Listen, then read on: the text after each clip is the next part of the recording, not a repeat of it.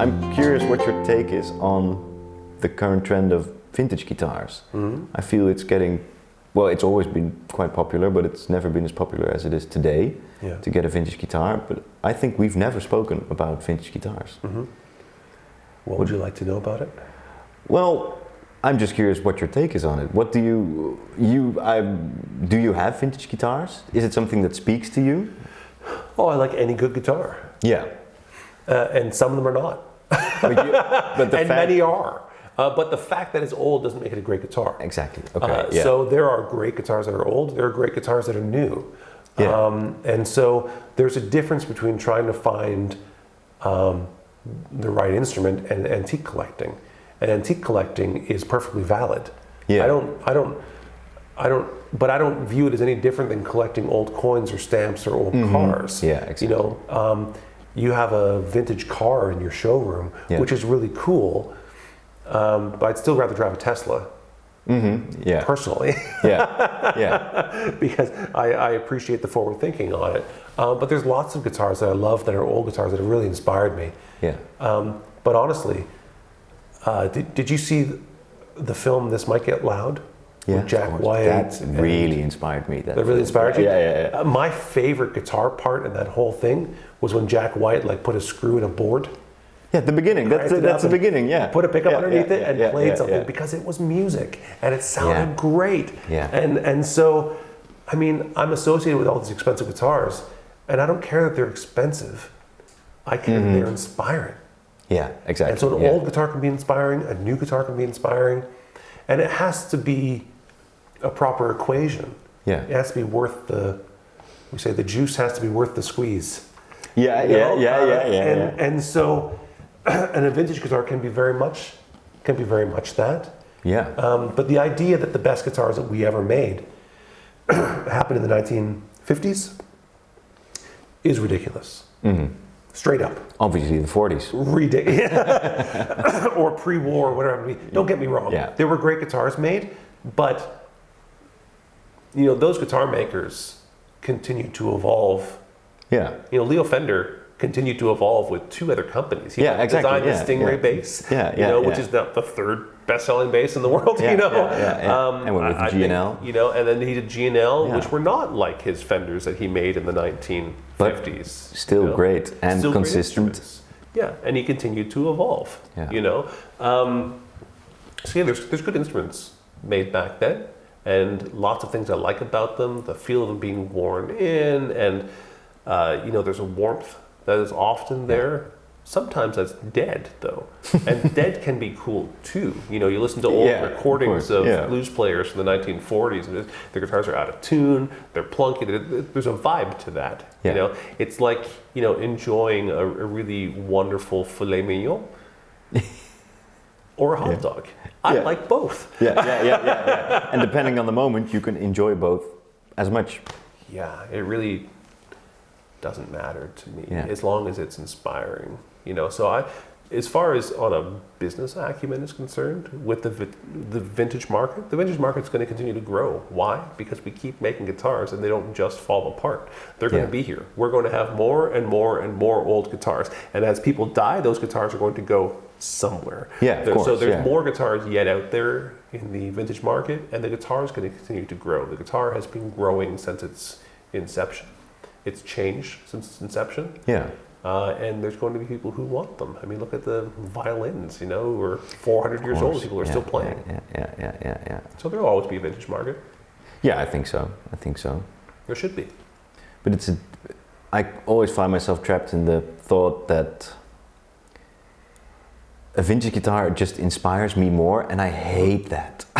I really hate that feeling, because I can play a new. Like we had a while back a McNally with Purple Heart back and sides. It was amazing, but it's a new guitar. It's not cool. It's not. It doesn't ring with me like a 33 0018, which I really hate about myself. But why? I don't know, because I would love to be inspired as much by Sergei de Jong or Greenfield or Ryan, but it just doesn't work for me. Not for you. Because maybe I haven't seen my heroes play on them yet, but I don't know. I don't know what it is. Yeah, I mean... And I don't think I'm the only one. No, you're not. As a matter of fact, it's very, very normal. Yeah. What you're expressing is perfectly normal for a wide range of people. Yeah. So, maybe too technical for this conversation, but are you familiar with the law of diffusion of innovation? No? It's a bell curve like this that says the first 2% of all major movements, so whether it's a political movement or product acceptance, like we talked about those early broadcasters, looking like pizza battles, and the acceptance of them, or the Les Paul's acceptance curve, the first 2% of people are innovators. The next 13% are early adopters. Yeah. And those early adopters are the people who sleep on a sidewalk for the new iPhone or a Nike shoe release. Right? They have to have it first, and they have to have something their friends don't have. And then the next 35% are the early majority. Okay, the next 35 after that are the late majority, and the last 15% are what we call the laggards. And the laggards are the people who are forced into the future. They bought a touch-tone telephone because you can no longer get a rotary dial. Yeah. You can't get it anymore, so if you want a phone, you have to get the new phone. Yeah, that sounds like me, yeah. Right. And so once a product reaches real mass acceptance, it occupies, 70 to 85% of the market. Yeah. Which means 70 to 85% of the people are just going to say, well, that's just normal. That's just the way it is. Right?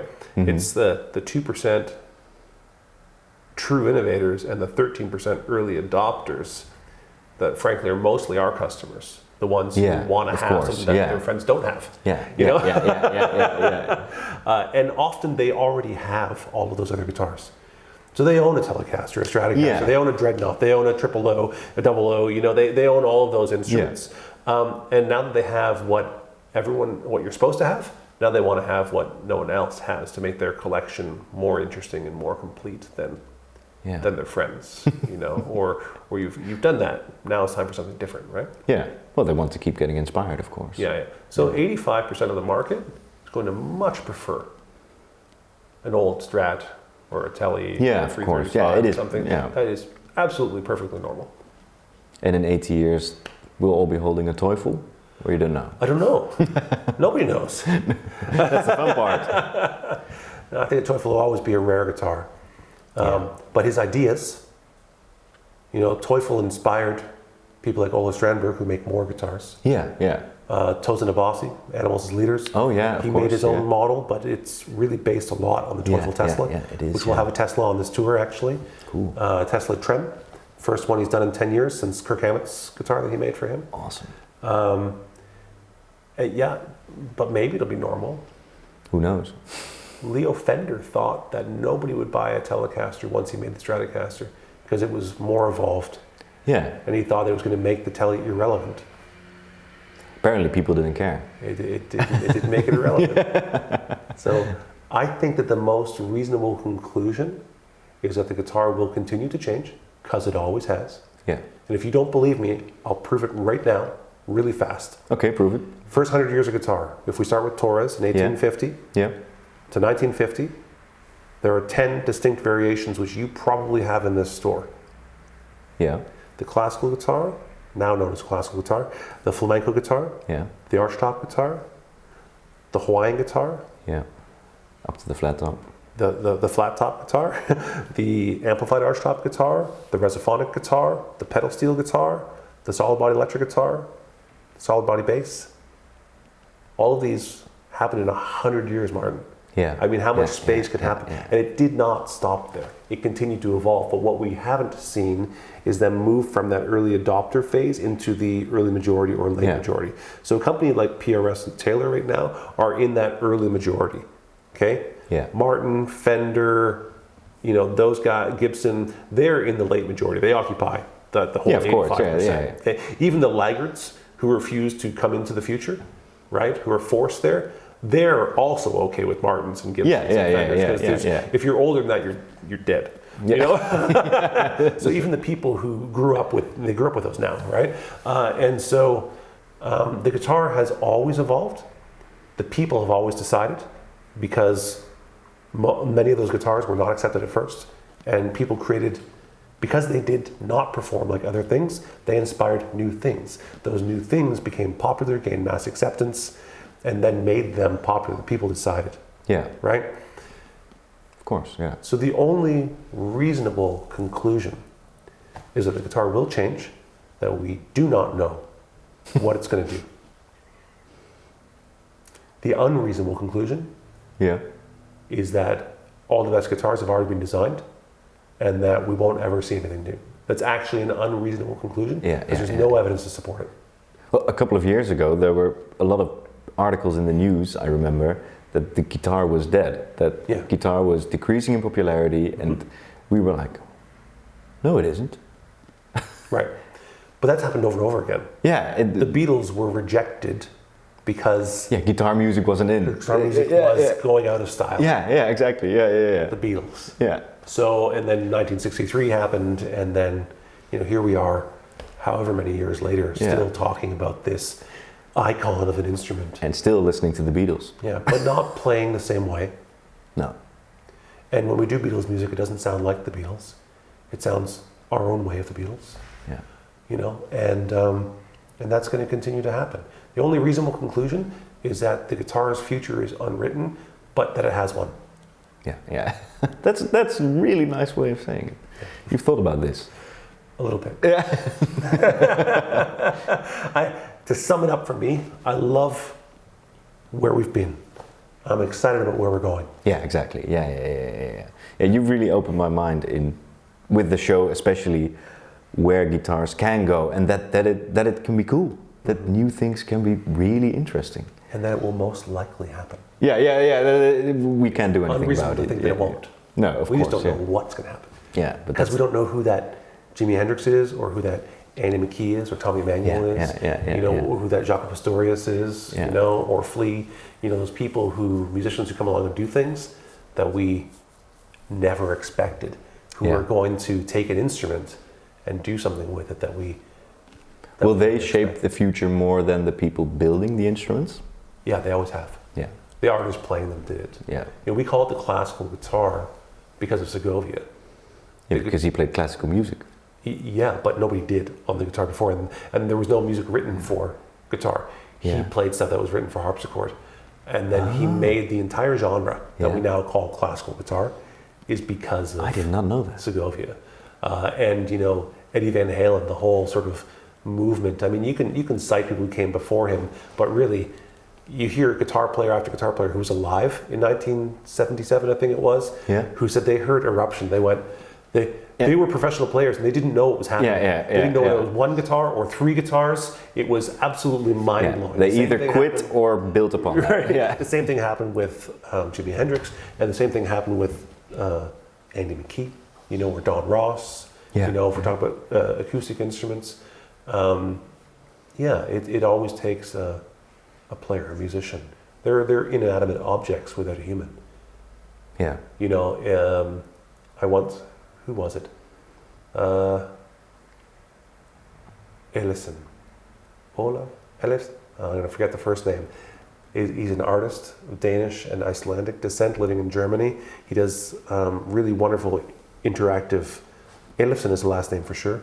Anyways, he said, when there is no one in the room, there is no art. Yeah, of course, yeah. The painting has to be seen. Yeah. Well, it's like if a tree falls in the wood and no one hears it.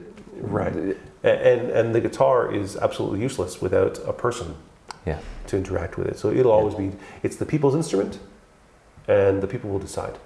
We all have a feeling about the guitar in the Western world, a relationship to it.